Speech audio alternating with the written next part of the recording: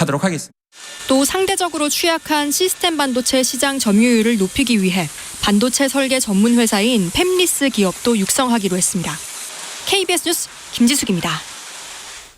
지금까지 KBS 뉴스 광장을 1TV와 동시에 들으셨습니다. 지금 시각 6시 15분입니다. KBS.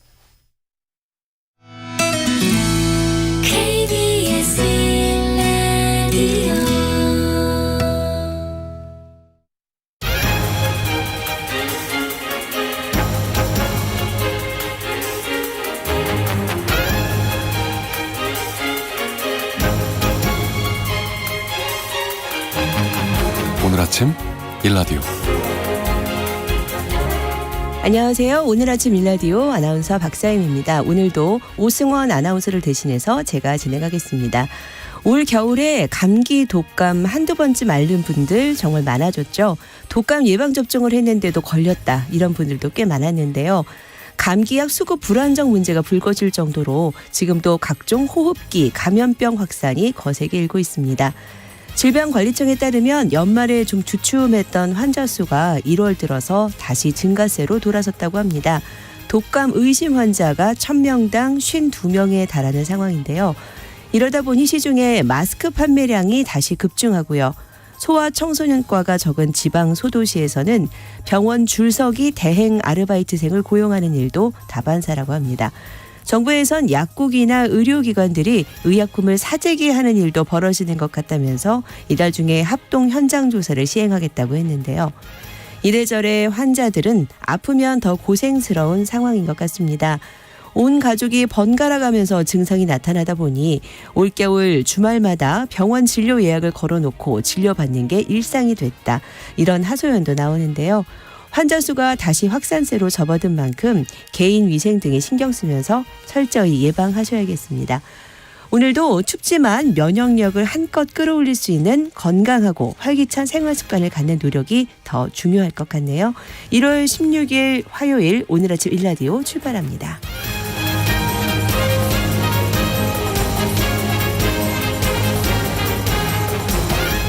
오늘 아침 일라디오, 이 시간은 물론 KBS 일라디오의 모든 프로그램은 유튜브 KBS 일라디오 공식 채널이나 모바일 콩 어플리케이션을 통해서 실시간 함께 하실 수 있습니다. 화요일 해외 농업 소식 살펴보고요. 텃밭 가이드 시간에는 액비 만드는 법과 땅이 꽁꽁 얼어있지만 지금 해야 할 육묘에 대해서도 자세히 알아보겠습니다. 텃밭 농사에 대한 궁금증, 질문 있으시면 지금부터 문자 보내주시죠. 단문 50원, 장문 100원이 되는 유료 문자 샵 9730으로 지금부터 보내주시기 바랍니다. 유익한 정보와 살아있는 이야기가 있습니다. KBS 오늘 아침 일라디오.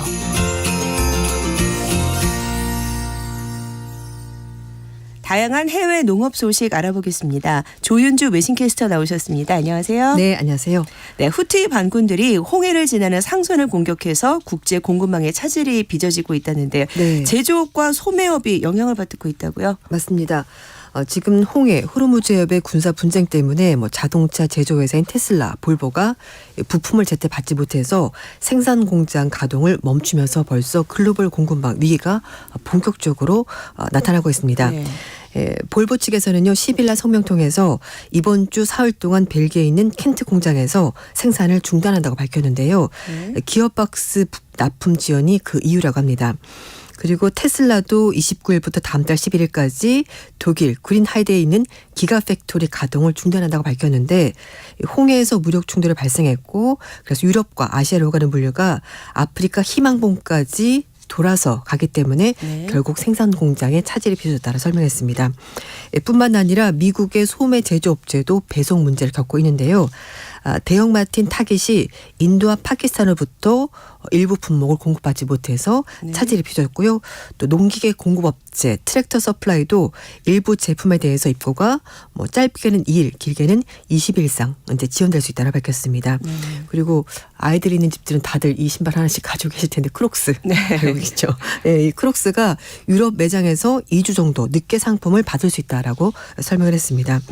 이런 공급망 위기는 세계 컨테이너 물동량의 30% 차지하고 있는 홍해가 예멘 후티 반군으로부터 공격을 받아서 그런 건데요. 네. 유럽에서 아시아로 가는 컨테이너 중에서 상당수가 이 홍해 항로를 이용을 하고 있는데 지중해 출발해서 수에즈원을 거쳐서 인도양으로 빠져나가는데요. 지금 후티 반군이 이 지역에서 무려 28차례 상선을 공격하면서 네. 공급망 차질이 펼쳐지고 있습니다. 그러면 이곳을 통과하지 못하는 상선들은 어떤 경로를 이용하고 있나요, 지금? 네, 지금 아프리카 남단 희망봉까지 돌아서 가게 되는데요. 이렇게 가면은 기존 기간보다 7일에서 10일 정도 시간이 더 꽤 걸리고 많이 있습니다. 걸리네요. 네, 그래서 뭐 세계적인 해운사 머스크, MSC 이런 회사들이 홍해 쪽을 이제 돌아서 가고 있는데요. 네. 이 수에즈 운하와 함께 세계 양대 백길로 꼽히는 곳이 바로 파나마 운하인데 여기도 지금 통행량이 감소하고 있습니다. 네. 현재 파나마 운하 하루 최대 통과 선박수가 22척인데요.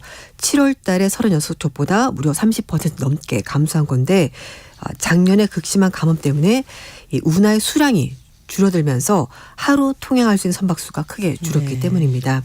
미국의 보험 중개 회사에 따르면 전 세계로 상품을 운송하는 기업은 파나마 운하에도 스웨즈 운하에도 의존할 수밖에 없는데 여기 다 둘 다 좋지 않다고 설명을 하고 있습니다. 네. 이렇게 교육료가 마비가 되면서 해운 운임도 급등하고 있는데요. 한국 관세 물류협회에 따르면 상하이 컨테이너 운임 지수를 보면 2006.33으로 두 달 전보다 100% 넘게 증가했다고 하는데요.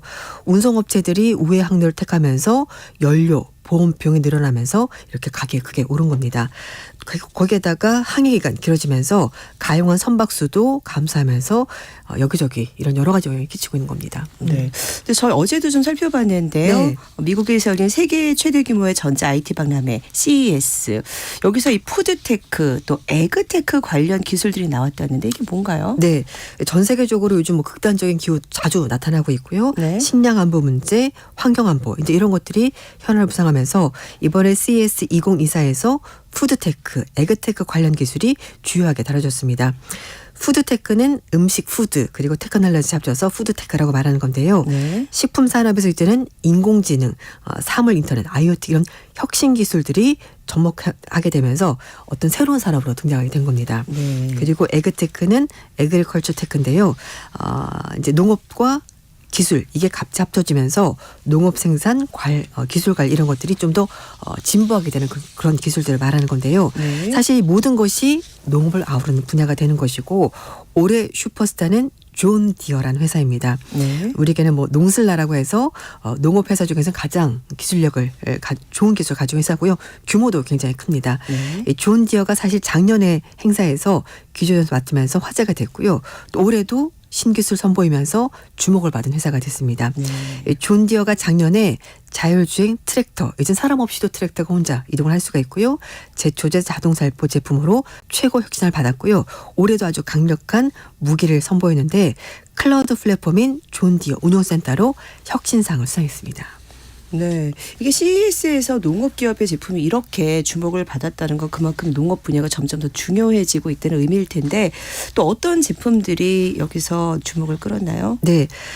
해당 플랫폼 제가 말씀했던 존디 운영센터는요. 농업 생산성을 극대화할 수 있는 도구라고 합니다. 농민이 자신의 여건에 맞춰서 최적의 작업 계획을 세우고 작업 품질을 모니터링하는 건데요. 언제 어디서나 작물의 생육 데이터를 분석할 수 있고 그에 따른 기술적 해법도 얻을 수 있도록 회사가 지원하는 겁니다. 네. 이 푸드테크, 에그테크 분야에서 존디와 함께 라이즈 가디라는 회사가 또 주목을 받았는데요. 이 회사는 실내에서 토마토, 가지, 오이 등을 재배할 수 있는 수경 재배 장치인 라이즈 로마를 출시해서 올해 혁신상을 받았습니다. 네. 이 밖에도 일본의 스타트업인 스포드가 콜드로라는 플랫폼을 선보이는데요. 콜드로는 찻잎, 허브, 과일 등에서 향과 색상을 단 몇 분 만에 효과적으로 추출하는 그런 기술 플랫폼입니다. 그래서 나만의 독특한 무알콜 음료를 만들 수가 있어서 이번에 혁신상에 포함이 됐습니다. 네, 뭐 이런 기업들과 이제 나란히 우리 국내 농업 기업들도 최고 혁신상을 받았다면서요. 네. 이번 CES 2024에서 최고 혁신상 수상한 기업들이 모두 27곳인데 이 중에서 8곳이 국내 기업 그리고 2곳이 바로 농업계 스타트업 기업들이 상을 받았습니다. 네. 특히 말씀드린 푸드테크, 에그테크에서 국내 기업들 두각을 드러냈는데요. 미드바르가 에어팜 시스템으로 그리고 탑테이블이 잉크포드라는 시스템으로 해당 분야에서 최고 혁신상을 받았습니다. 미드바르는 이 세계 최초의 공기 주입식 스마트팜 모듈인 에어팜을 선보이는데요. 공기 중에서 친환경적인 농법으로 채소를 재배하는 에어로스포닉 기술과 사물 인터넷 기술을 합친 시스템인데요. 이 에어팜은 공기 중의 수분을 잡아내서 실시간으로 물을 자체 생산하는 것 특징입니다. 원래 작물들이 입의 기용을 통해서 공기 중으로 수분을 증발하게 되는데 이걸 다시 잡아서 식물에게 물을 주는 방식인 겁니다. 이 기술을 활용하면은요, 우리가 이제 기존의 토지에서 재배할 때보다 99%가량 농업용수 절약할 수 있고 기후위기도 충분히 또 대응을 할 수 있다고 하는데요. 거기에다가 철제 프레임이 없기 때문에 부피를 자유롭게 줄이고 늘리는 장점도 가지고 있습니다. 그리고 또 다른 기업은 탑테이블이라는 회사인데요. 잉크포드라는 4천 푸드 프린팅 시스템을 선보였다고 합니다. 개인 맞춤형으로 영양 제공할 수 있다고 하는데요. 뭐 질감이나 크기나 영양 성분 등을 맞춤형으로 해서 식품을 만들어내는데 인체 내에서 영양제가 녹는 지점까지 설정을 하도록 해서 고도화되어 있고 또 업계에서도 굉장히 좋은 평가를 받고 있다고 합니다. 이렇게 발전된 소프트웨어를 기반으로 해서 푸드 잉크 또 구조 설계, 4차원 자극제 결합한 기술인데요. 소재 데이터베이스를 구축하고 프린팅 성공률 예측해서 AI 기반 모델 개발을 통해서 보다 정교하게 맞춤형 영양 서비스를 제공할 수 있는 기술이라고 합니다. 네, 뭐 해외에서 인정받고 있는 우리 기업들이 참 점점 늘어나고 네, 있는 것 같아요. 맞습니다. 근데 우리나라의 농기계 기업인 대동이 중동과 아프리카 시장 진출에 기반을 마련했다고요? 그렇습니다. 이 대동이 튀르키예 중심으로 중동과 아프리카 시장 공략 기반을 마련했다고 하는데요. 대동 측은 튀르키예 알랄그룹과 함께 올해 1월 달부터 28년 12월 달까지 무려 5년 동안 3,500억 규모의 트랙터를 공급하기로 계약을 체결했습니다. 이 계약액은 작년 대동 수출액의 24% 굉장히 큰 금액인데요. 튀르키예는 트랙터 단일 시장으로 세계 4위의 거대 시장입니다. 2020년 약 5만 4천 대에서 22년 6만 8천 대로 시장이 아주 빠르게 증가하고 있는데요. 알랄그룹은 1995년 설립돼서 튀르키예와 아제르바이잔에서 건설 그리고 수입차 유통 사업을 하고 있는데 대동의 카이오티 제품을 현지에 공급하기로 결정을 했습니다. 대동은 유럽 판매 중에 스테이지 5 인증을 받은 20에서 140마력 트랙터를 내년 상반기부터 알랄그룹에 공급한다고 하는데요. 대동 관계자는 대동 트랙터는 북미, 유럽에서 환경 규제도 충족시켰고 뿐만 아니라 가격, 품질, 성능 측면에서 글로벌 기업들과 경쟁 가능한 브랜드라면서 이 시장을 발판 삼아서 중장기적으로 중동과 아프리카 국가들을 하나씩 공략해 나가겠다고 계획을 밝혔습니다. 네, 해외에서 이렇게 인정받는 우리 농업 기업들이 좀 늘어났으면 좋겠습니다. 맞습니다. 다른 소식도 좀 알아보죠. 중국이 유전자 변형 옥수수 대두 생산을 허가했다는 소식이 있네요. 네, 맞습니다. 중국 당국이 47개 품종의 유전자 변형 옥수수 대두 생산을 일괄적으로 허용해서 파장이 있을 것으로 보이는데요. 중국 농업농촌부가 85개 기업이 신청한 유전자 변형 옥수수 37개 품종과 대두 10개 품종의 작물 종자 생산 및 경영 허가증을 발급을 승인했다고 밝혔습니다. 생물 안전 인증서가 일괄 발급된 것을 의미하는 거라고 하는데요. 이렇게 되면 중국에서는 이제 유전자 조작 농산물이 대량으로 생산되는 산업이 아주 빠르게 진행될 것으로 보입니다. 중국은 농업 분야에서 유전자 조작 GM 기술이 작물 수확량 확대, 병충해, 잡초로 인한 수확량 감소 그리고 화학살충제 사용 감축, 노동비용 자락으로 이어질 수 있다고 보면서 주변 여건을 고려해서 지금 속도를 조절했는데 이번에 아주 대규모로 이걸 풀어주게 된 건데요. 특히 이 부분은 미국과 경쟁해서 좀 더 우위를 차지해보겠다라는 의도가 있는 거라고 합니다. 미국의 몬산토 그리고 다우듀폰 등 거대 농업기업들이 GM 기술 주도권을 가지고 있고 또 자립을 높이는데 방점을 두었는데 중국 내부에서 GM 농산물에 대한 부정적인 인식을 명분해서 대미국 방어망을 치고 이제 내부적으로 중국 자체적으로 GM 기술 개발에 이제 전력을 다하겠다는 겁니다. 농업농촌부는 그동안에 허베이, 지린, 쓰촨, 윈난, 네이몽구 등 5개 성내에서 20개 현에서 GM 옥수수와 대두 재배를 실험 재배했고요. 이번에 일괄 발급을 계기로 해서 실험 지역을 대폭 확대할 것으로 보입니다. 중국의 GM 농산물 산업화 의지는 코로나19 대유행 그리고 우크라이나 전쟁과 이스라엘 하마스 전쟁 또 미국과의 긴장 고조 상황에서 연관이 있다는 지적이 있는데요. 중국이 미국 등의 옥수수 대도 수입 의존도가 크기 때문에 이번에 자금률을 좀 더 높여서 GM 농산물 재배에 더 큰 관심을 보이는 건 분석이 나오고 있습니다. 네. 미국의 한 농부가 자신의 토지를 100배가 넘는 수익률을 남기고 매도했다. 이런 소식이 있네요. 네. 얼마에 사서 얼마에 팔았던 건가요? 네. 농사를 지어서도 돈을 벌 수 있지만 땅을 팔아서 돈을 벌 수가 있는데요. 미국에서 우리 돈으로 시가 8억 원짜리 땅을 1,000억 원에 매각한 농부가 있습니다. 네. 위스콘신주 마운트 프렌전트의 농가 크로이저 가문이 이 농장 땅 407에이커를 7,600만 달러에 매각했다고 하는데요. 누구에게 팔았느냐? 바로 마이크로소프트사에게 이 땅을 팔았다고 합니다. 이 마이크로소프트사가 이들이 소유한 농장 땅을 시가에 무려 125배 가격에 매각했다고 하는데요. 네. 크로이저 가문은 이 땅을 농사에 사용했었고 자이언트 호박 농장의 땅으로 불리면서 호박 농장 명소로 유명했다고 합니다. 마이크로소프트사가 이 땅 매입에만 1억 달러 이상을 투입했다고 하는데요. 네. 앞으로 이 지역에서 10억 달러를 투자해서 대규모 데이터 센터를 짓는다고 합니다. 이 데이터 센터는 대량의 서버 컴퓨터가 밀집된 공간인데요. 네. 고객들에게 애저 클라우드 서비스를 제공해서 이 땅을 샀다고 합니다. AI 경쟁이 치열해지면서 마이크로소프트와 같은 이 기술 기업들이 컴퓨팅 능력과 에너지 소비를 고려해서 미국 시골 지역에 데이터 센터를 많이 구축하는데요. 이 농부가 이 땅을 이렇게 비싸게 팔 수 있었던 이유가 된 겁니다. 이렇게 또 부자 농부가 앞으로 더 늘어날 수도 있겠네요. 맞습니다. 네, 흥미로운 해외 농업 소식 지금까지 외신캐스터 조윤주 씨와 함께했습니다. 감사합니다. 네, 감사합니다.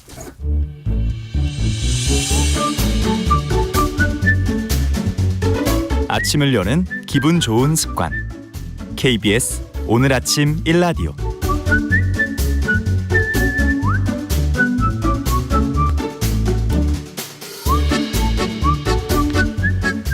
도시 농부들의 텃밭 가이드 수원 씨앗도서관 박영재 관장과 함께합니다. 관장님 안녕하세요. 네, 안녕하세요. 네, 오늘 텃밭과 관련해서 궁금한 점이 있으시면 단문 50원, 장문 100원이 드는 유료 문자 샵 9730, 샵 9730으로 지금 바로 문자 보내주시기 바랍니다. 자세하게 답변 드리도록 하겠습니다. 이번 주말에 가장 춥다고 하는 대한을 앞두고 있고 사실 또 1월이 제일 추울 때잖아요. 텃밭도 지금 꽁꽁 얼어 있겠네요. 네. 겨울에 날씨가 얼었다가 풀렸다가 이렇게 반복하는데요. 오늘도 굉장히 추운데, 네. 그래서 낮에 이렇게 밭에 나가보면, 질퍽하니 이렇게 물이 많은 흙을 만날 수가 있습니다. 땅 속은 얼어 있는데, 네. 표면은 좀 날이 풀리면 이렇게 녹거든요. 근데 이 녹은 물들이 스며들 곳이 없으니까 얼어 있어서 바닥이 네. 이렇게 질퍽질퍽한 것이죠. 내한성이 강한 다년생 작물들은 또 이게 성미가 급해가지고 잎을 조금 내었다가 추우면 다시 또 얼어서 이렇게 말라버리곤 하는 일이 반복적으로 일어나고 있습니다. 네. 깊은 곳에 얼어 있는 흙은 보통 한 15cm 정도까지 이렇게 얼어 있거든요. 네. 그래서 땅이 완전히 얼음에서 풀려서 농사가 가능해지는 날은 한 3월 말 이렇게 되어야 합니다. 꽤 늦네요. 네. 하지만 이렇게 부지런한 농부들은 3개월을 앞두고 이렇게 일을 시작을 합니다. 네. 보통 육묘부터 시작하고요. 그리고 모종을 키워서 땅을 풀리자마자 농사를 시작하기 위해서 이렇게 육묘부터 시작하는데요. 네. 지난번 청취자분들 중에서 질문으로 집에서 모종을 키우고 싶다 이렇게 질문을 하셨는데 오늘은 지난번에 마치지 못한 액비부터 육묘에 대한 이야기를 해보려고 합니다. 네. 저는 이런 용어들이 사실 조금 생소한데 네. 액비가 뭔가요? 물비료라고 하죠. 네. 예. 물비료는 액비는 탭이나 거름의 재료를 가지고 이렇게 만들어지는 건데요. 액비는 거름의 효과가 좀 빠른 특성이 있어서 네. 속효성 거름이라고 합니다. 네. 그리고 보통 이제 화학 비료인 복합 비료와 마찬가지로 효과가 빠른데요. 제가 기농하신 어느 초보 농부에게 이 방법을 알려드렸더니 기농 첫 해에 그 지역에서 우수 농수산물상을 수상했다고 기뻐했던 기억이 납니다. 네. 네, 그 방법을 바로 적용을 해서 아주 네. 커다란 농업 수확물을 냈나 봐요. 네. 깻묵이나 미강, 농업에서 나온 부산물들이 모두 액비의 재료이고요. 그리고 가정에서 쌀뜨물이라든지 커피박이라든지 그다음에 차를 우려 먹고 난 그런 차 찌꺼기라든지 네. 이 모든 것들이 다 액비를 활용할 수 있는 액비의 재료가 되기도 합니다. 네. 그 부산물이 나오는 곳에다가 그 액비를 활용하면 그 작물에 가장 큰 도움이 되는데요. 콩깍지로 만든 액비는 콩작물에, 그다음에 사과를 솎아주거나 전정한 가지나 이렇게 따준 잎들은 네. 사과에 활용하면 좋고요. 물론 이제 다른 작물에 활용해도 좋습니다. 하지만 원래 돌아왔던 데에다 다시 돌려주는 것, 네. 이게 가장 좋은 거름의 효과를 볼 수 있고요. 또 동물성 재료로도 이렇게 액비를 만들 수 있는데요. 네. 이 동물성 재료들은 질소질이 굉장히 풍부해서 수량이라든지 크기를 키우는 데 굉장히 큰 역할을 합니다. 네. 앞에서 귀농하신 분도 바다 생태계를 지키기 위해서 이렇게 잡은 동물성 해파리로 만든 액비를 이렇게 활용을 하셨거든요. 다양한 방법들이 있네요. 네. 금방 이렇게 식물성부터 동물성까지 다양한 재료들로 네. 금방 만들어서 쓸 수 있나요? 보통 3개월 정도 완성이 됩니다. 그래서 이제 지금부터 이렇게 미리 이제 준비를 하셔야겠죠. 물론 3개월 정도 걸리는 것은 식물성 액비에 속하고요. 네. 동물성 재료들, 그러니까 생선 내장이라든지 뭐 조류의 깃털, 네. 그다음에 뭐 아까 얘기했던 뭐 이런 다양한 동물성 재료들은 1년 정도 걸려야 액비가 완성이 됩니다. 네. 숙성 시간이 꽤 걸리네요. 네. 뭐 식물성, 동물성 이렇게 재료가 다양한데 네. 뭐 섞어서 써도 되나요? 네. 지난 시간에 저희가 바나나와 계란 껍질을 믹서에 갈아서 이렇게 인산 칼슘 액비를 만든 법이 있다 이렇게 말씀드렸듯이 여러 재료를 블렌딩하기도 합니다. 액비를 만드는 방법은 어떤 미생물을 활용하느냐에 이렇게 달려 있는데요. 네. 보통 이제 산소 호흡을 하는 호기성 미생물이냐 또는 산소 호흡을 하지 않는 혐기성 미생물이냐의 차이입니다.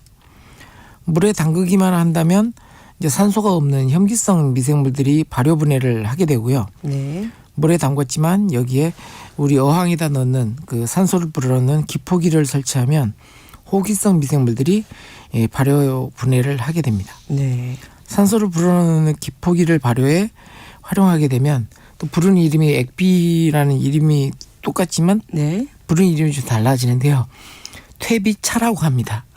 예, 작물에게 효과를 보이는 차라는 뜻이죠. 그렇군요. 네.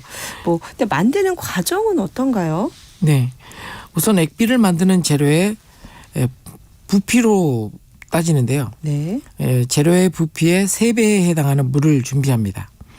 액비를 발효하는 과정에서 미세한 입자들이 물에 섞이지 않게 하려면 부직포와 같은 고온망을 이렇게 써서 그 재료를 그 부직포망에 넣고 물속에 네. 담그기만 하면 됩니다. 이렇게 차를 우리듯이 네, 이렇게 맞습니다. 푹 담가두는 네, 거군요. 우리 티백을 상상하면 될 것 같은데 네.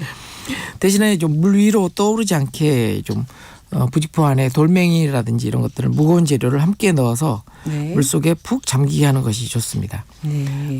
발효가 진행되면 좀 거품도 발생하고 색상이 약간 갈색으로 바뀝니다. 네. 재료에 따라서 일찍 되는 것도 있고요. 좀 늦어지는 것도 있는데요. 제가 가장 좋아하는 콩깍지의 경우는 3일만 지나도 발효가 네. 이렇게 진행이 돼서 색상이 바뀝니다. 그리고 약간 꼬리꼬리한 이런 냄새가 나면 네. 이제부터는 활용을 해도 됩니다. 그럼 3일 정도면 어느 정도 완성이 되는 건가요? 콩깍지의 경우는요. 그렇군요. 네. 그러면 그럴 때 뭐 바로 사용해도 되고 만약에 좀 남으면 좀 보관해도 되나요? 하지만 발효가 끝나 활용되지 않고 보관을 하게 되면 네. 또 이제 부패균이 붙어서 부패가 진행돼서 냄새가 좀 바뀝니다. 네. 좀 신경을 자극하는 냄새로 바뀌게 되는데요. 네. 특히 호기성으로 만든 퇴비차의 경우에는 완성된 경우에 2, 3일 안에 사용해야 합니다. 네. 그리고 혐기성으로 만든 액비의 경우에도 일주일 이내에는 활용하는 것이 좋고요. 혐기성 상태로 만드는 액비를 만드는 통은 뚜껑을 밀폐하는 것이 좋습니다. 발효 과정에서 나오는 냄새에 이끌려서 곤충들이 많이 몰려들어서 거기에다가 알을 쓸어요. 그래서 이렇게 우리 젓갈통이라고 그래서 배가 약간 나와 있는 네. 그 뚜껑을 조일 수 있는 그런 이제 통이 가장 좋은 액비 통입니다. 네. 이렇게 해서 이제 액비를 만들고 나면 어떻게 쓰나요? 네. 액비 활용해서 지켜야 할 규칙은요. 꼭 희석해서 사용해야 한다는 것입니다. 바로 원액을 뿌리게 되면 장애가 생겨서 네. 농도 장애도 생기고요. 또 이렇게 작물의 이파리가 타버리기도 합니다. 다 이제 농도 장애 증상이죠. 그래서 5배에서 10배까지 희석을 해서 사용합니다. 좀 다 자란 작물들 같은 경우는 5배 정도 희석해도 되지만 이제 어린 작물들 새싹 같은 경우는 10배 정도 희석해야 합니다. 네. 작물에 물을 주듯이 이렇게 뿌려주기도 하고요. 물조리개에다가 넣어서 이렇게 뿌리에다 이렇게 직접 뿌려줘도 되지만 네. 농약처럼 분무기를 활용해서 살포를 하기도 합니다.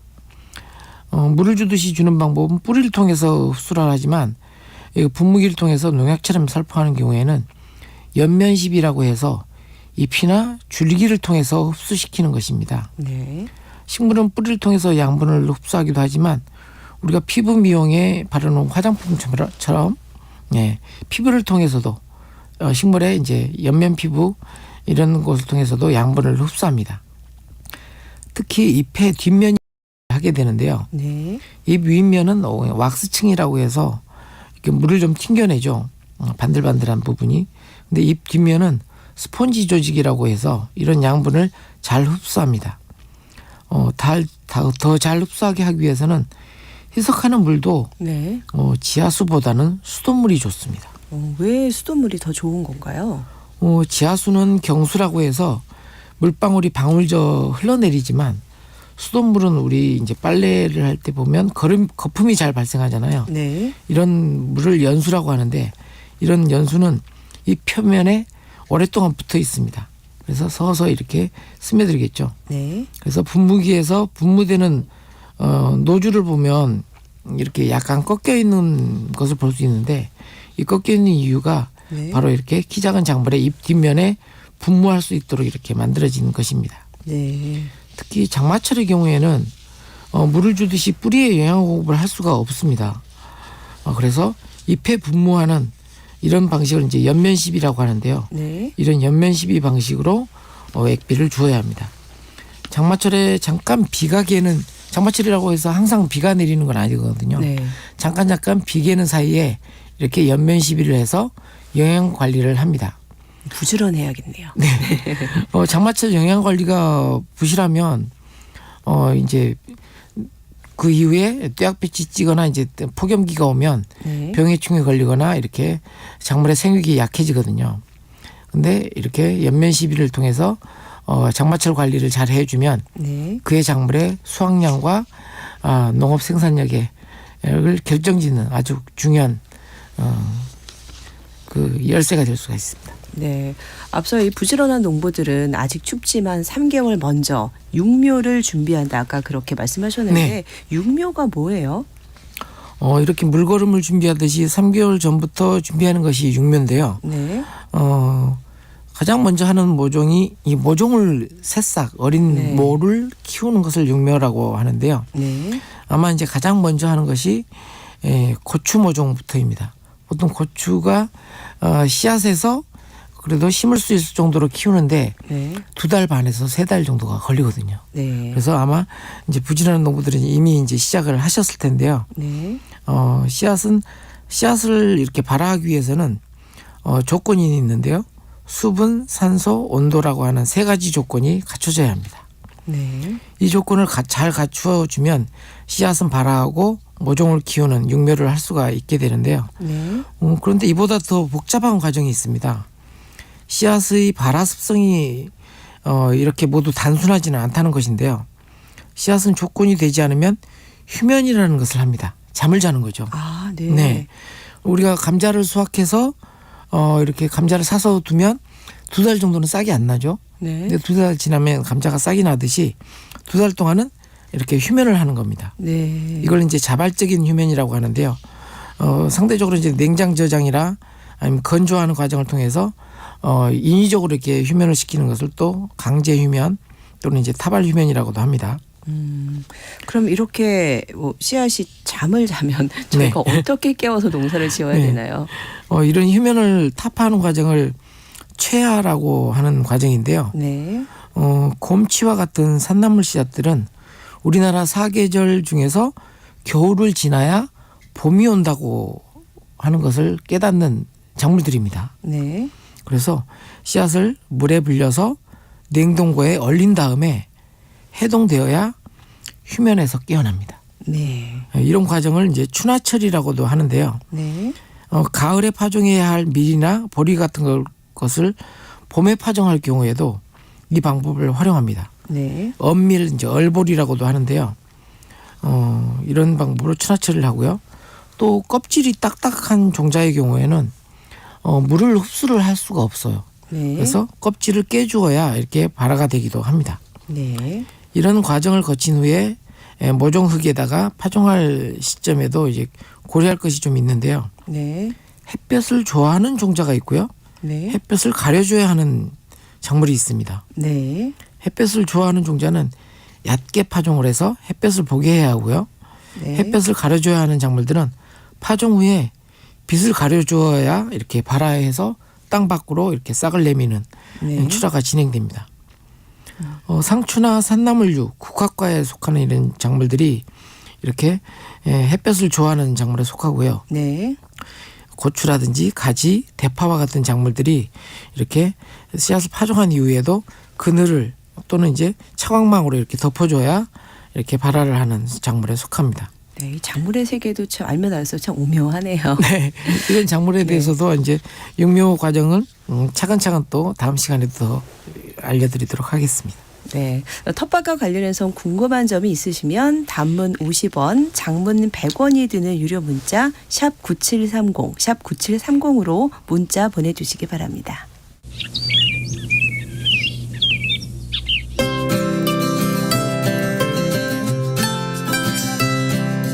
지금 여러분께서는 수원 씨앗도서관 박영재 관장과 함께하고 계십니다.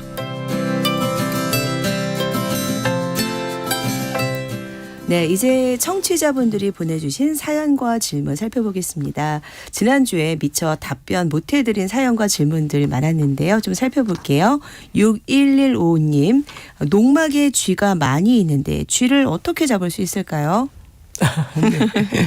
네, 농작물 중에서 곡식작물들을 이제 많이 수확을 해서 두면 이게 아무래도 설치류 종류들이 이렇게 많이 옵니다. 네. 네. 사실은 근데 또 이렇게 약을 넣을 수도 있지만 잘 안 먹어요. 네. 그래서 저 같은 경우도 이제 씨앗을 수확하는 농부라서 굉장히 그 신경이 많이 쓰이는데요. 일단은 좀 먹을 만한 이런 갈무리한 잔해들을 네. 깔끔하게 처리해 놓는 게 먹을거리를 없애야 돼요. 아, 그래야 오지 않는군요. 네, 주변 처리를 잘 해주시고요. 그리고 저는 이제 들고양이들이 자주 저희 밭에 오기 때문에 고양이 먹이통을 이렇게 놔둡니다. 아. 그러면 동네 고양이들이 다 저희 밭에 오거든요. 이런 식으로 해서 네. 쥐를 퇴치합니다. 아. 그래서 가장 중요한 것은 농막을 깔끔하게 깨끗하게 정리하는 것과 네. 천적들을 활용해야죠. 아, 그런 방법들이 있네요. 네, 다음 질문 볼게요. 3859님, 퇴비와 토양 살충제 꼭 써야 하는지 궁금합니다. 네. 퇴비는 지난 시간에 이제 말씀을 드렸는데요. 항상 퇴비는 땅 속에 있는 토양 환경을 굉장히 크게 완충력 있게 이렇게 지켜주는 중요한 역할을 하기 때문에 화학 비료를 통해서 농사를 짓는 분들도 반드시 밑거름은 퇴비를 활용합니다. 네. 그래서 퇴비는 반드시 쓰셔야 되고요. 토양 살충제는 사실은 이제 토양에 친환경적으로 우리가 농사를 지으려고 한다면 토양 살충제를 쓰지 않는 게 좋죠. 네. 그래서 토양 살충제를 사용하지 않는 방법도 가장 좋고요. 토양 살충제를 쓰지 않는 이유는 이 토양 내를 있는 미생물들을 굉장히 좀 서식 환경을 열악하게 만들어서 퇴비 썼는데 토양 살충제가 써버리면 네. 괜히 줬던 토양의 환경을 다시 악화시키는 역할을 하거든요. 그렇군요. 그래서 토양 살충제 대신에 활용할 수 있는 방법은 토양의 환경을 이렇게 산성 환경으로 바꾸지 않고 네. 가능하면 이렇게 중성에 맞춰주는 것이 이렇게 토양 안에 오는 병해충을 막을 수 있는 방법입니다. 네. 그래서 석회비료라든지 칼슘 거름이라든지 이런 걸 통해서 토양을 중성에 맞춰주는 것도 토양살충제를 안 할 수 있는 좋은 방법이 됩니다. 네, 좀 흥미로운 질문이 있는데요. 네. 먹다 남은 김치로 퇴비를 만들어도 됩니까? 3859님 어떤가요? 네, 보통 퇴비에서 가장 금기하는 게 있는데요. 짠 것, 그다음에 신 것입니다. 네. 예, 짠 것은 당연히 이제 소금 성분이니까 작물들을 죽이겠죠. 네. 예, 그다음에 신 것은 산성 물질이죠. 그럼 안 그래서, 되겠네요. 네, 토양을 산성화시켜요. 그래서 되지 않고요. 만약 만들고 싶으면 물에다 잘 섞어서 네. 짠 기운을 좀 뺀 다음에 이렇게 활용하시기 바랍니다. 네. 이번에 이순란님의 질문인데요. 주말 농장에서 수확한 배추모 아파트에서 어떻게 보관해야 오래 싱싱하게 먹을 수 있을까요? 하셨어요. 네. 저 같은 경우는 이제 겨울 동안에 먹을 수 있는 배추라든지 무를 땅 속에다가 이렇게 한 1m 정도 파서 네. 저장을 하거든요. 네. 그래서 흙으로 이렇게 덮어놓으면 봄에까지 이렇게 계속 틈틈이 이렇게 꺼내서 먹을 수 있는데요. 네. 근데 이제 아파트 생활하시는 분들은 그게 좀 힘들죠. 네. 그래서 보통은 신문지로 여러 겹으로 이렇게 한 포기 한 포기씩 이렇게 싸서 네. 이걸 야채 칸에다 이렇게 넣어두면 좋습니다. 네. 너무 얼지 않게 하는 방법이기도 하고요. 네. 그리고 수분이 너무 빨리 달아나면 이렇게 시들거든요. 네. 그래서 그걸 완충하는 게 이제 신문지의 역할입니다. 네. 그럼 신문지에 넣어서 냉장고에 넣나요? 네, 야채 칸에다가 넣으면 좋습니다. 그렇군요. 네, 이도현 씨 질문입니다. 씨를 뿌려서 깨를 심고 싶은데 조언 부탁드립니다. 네, 아마 이제 참깨일 것 같은데요. 네. 네, 보통 이제 이런 씨앗이 굉장히 잘거든요. 참깨는 씨앗이 아주 잘고 네. 그래서 파종할 때 흩어뿌림이라는 방법을 합니다. 네.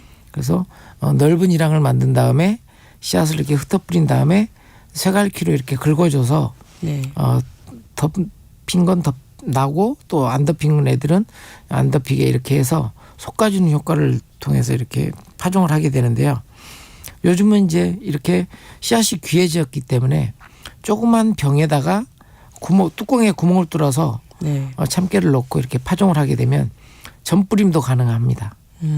보통 그래서 15cm 정도 간격으로 이렇게 파종을 하시는데요. 네. 아마 이 시간을 통해서 또 한번 또 각각의 작물들에 대한 재배법도 한번 설명드릴 테니까요. 네. 꼭 정치해 주시기 바랍니다.